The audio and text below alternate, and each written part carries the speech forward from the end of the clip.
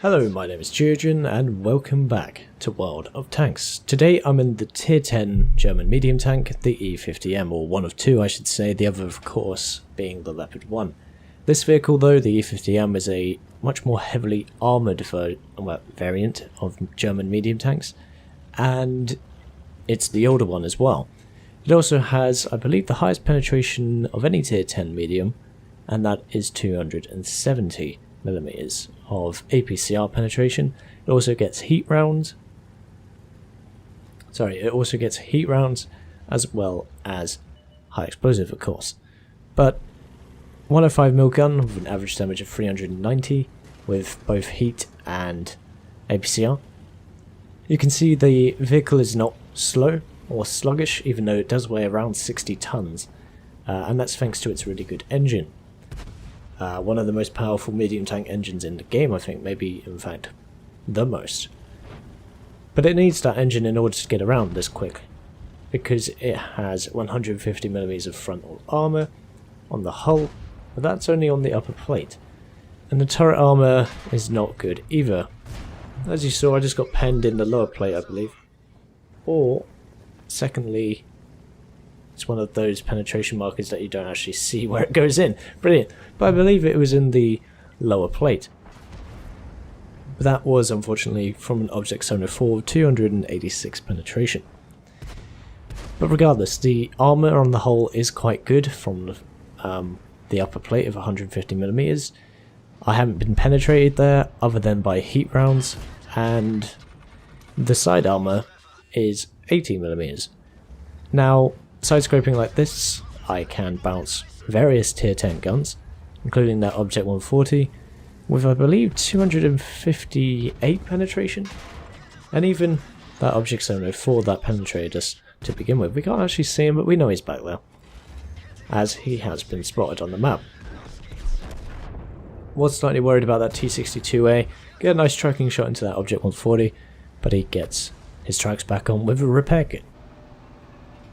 Sensible decision, he doesn't want to be stuck in the middle of the open there. E75 making an appearance, looking for a side shot on him, not going to get it. I think this Object 140 is going to come for me, instead a WZ-120 comes, but again, distracts me. This vehicle also has, I think, 5mm of spaced armour on the sides, but it doesn't cover the entirety of the vehicle.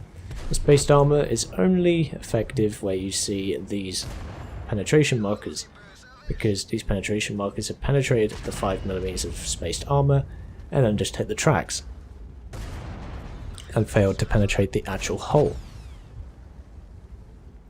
If you want to penetrate an E50 from the side, aim a little bit higher and hit him or around here. You can also penetrate the side of the turret very easily. It's not as angled as those of Soviet mediums.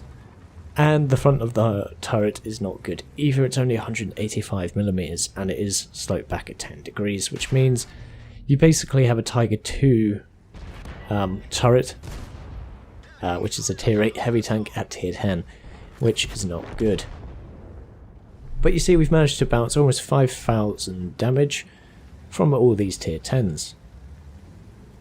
Or tier 10 guns rather. We track the Jagdpanzer E100, unfortunately we don't actually get the penetration, but he doesn't repair his tracks in time, and even though we have quite a slow reload, I should mention, of almost 8 seconds, 7.92 with my setup, which is 100% crew, gun rammer, vents and brothers in arms.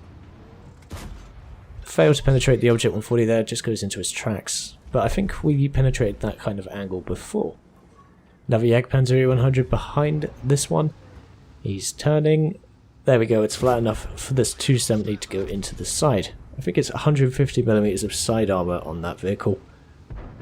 And even if it is angled just slightly, it won't penetrate, even with this good ammunition. We just track that Object 704, somewhat troll armour on the 704, but if we aim properly with the .3 accuracy, the second most accurate gun in the game, alongside the Leopard I believe, possibly a British vehicle of some sort, but the Grid F-15 now in 9.15 has 0.27 accuracy with that 150mm gun that tank has. So no longer does the E50 have the best accuracy in the game, and it may not have had it even before 915. I might be making that up. But it is a very accurate gun, and it has a 2.1 second aim time, 2.2 second aim time. Leopard 1 does have better aim time with its 105mm gun though, but they're still very close to each other. So we managed to break through this side of the map, and I haven't actually mentioned we're playing on Fisherman's Bay if you haven't recognised it. It's not a bad map, it's probably one of the better maps in the game, one of the older maps certainly. Travelling cross country now in this E50, definitely not a sluggish medium tank at all, even with all that extra armour compared to that of the Soviets, the British and the Americans, and of course the hull armour of the STB-1, but not the turret armour of the STB-1. Distinctively un-German accuracy there, even with aiming. That was just one of those poor RNG rolls, unfortunately for me. And the shot goes flying to the right. Looking for a shot on this WZ. Can only see the turret, and I don't really want to fire until I get a good shot.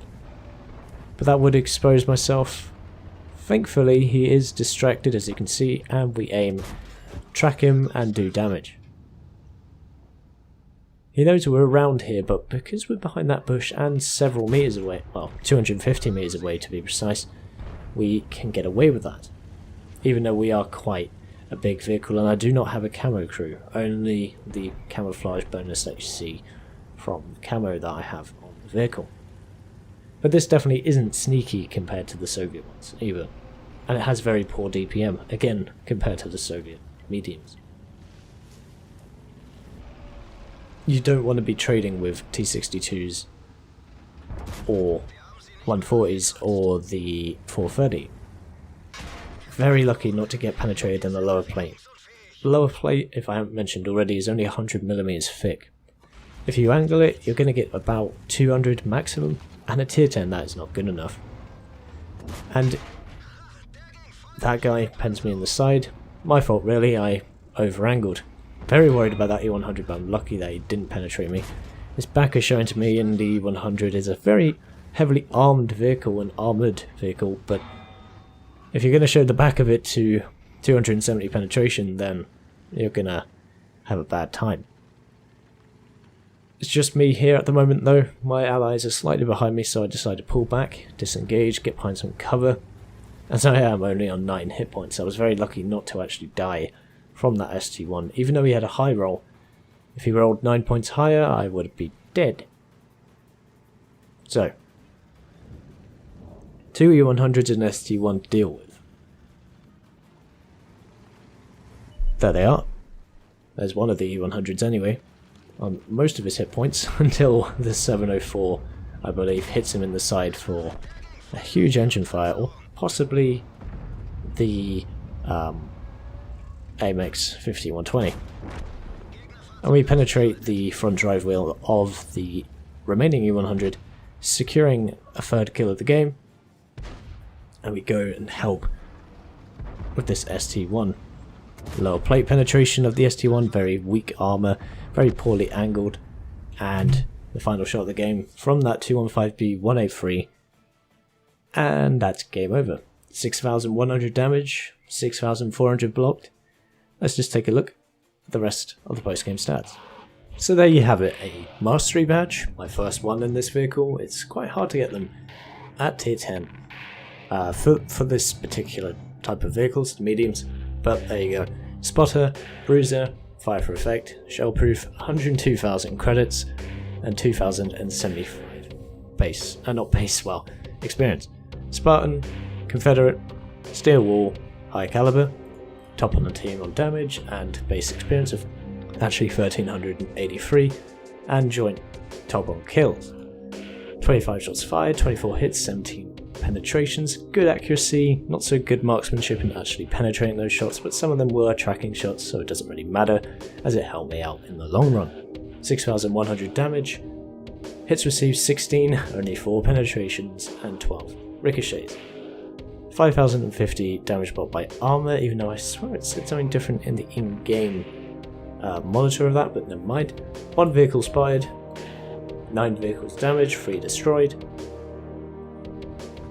and 4,443 spotting damage, which was actually quite surprising, but in hindsight, I suppose it isn't, because I was right at the front spotting for people behind me, or keeping people spotted rather than not actually spotting them in the first place. Breakdown of credits, still made a tidy profit of 45, almost 46,000. So, I hope you enjoyed that E50M replay. It's a very nice vehicle to play, apart from the flaws in the lower plate and the front of the turret. But other than that, very, very capable indeed, as are many of the tier 10 mediums.